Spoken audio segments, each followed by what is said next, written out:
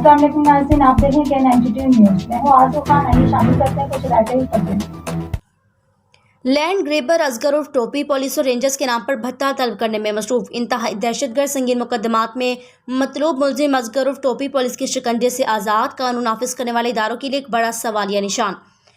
असगर उर्फ टोपी गुलिस्तानी जोहर के मकान नंबर R2 में डेरा डालकर सादलो अवाम को मकान खरीदो फरोख्त का झांसा देना शुरू कर दिया।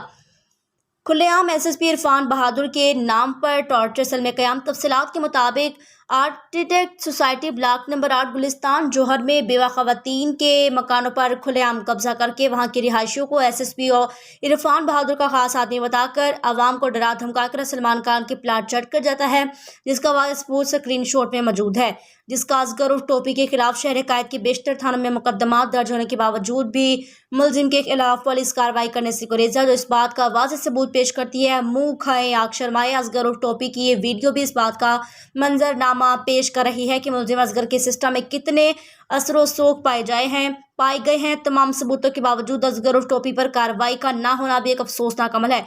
रिहायशियों का मुतालबा है में इंसाफ फराहम किया जाए। वज़ीर आला Sindh, governor Sindh, DG ranger, सूबाई वज़ीर दाखिल Sindh, IG Sindh police, additional IG, DIG East, SSP East, SP East, SDPO East, SHO Gulistan Johar तमाम कानून नाफिज करने वाले इदारों से अपील की जाती है इस दहशतगर्द असगर उर्फ टोपी के खिलाफ फौरी कार्रवाई करने का हुक्म दिया जाए।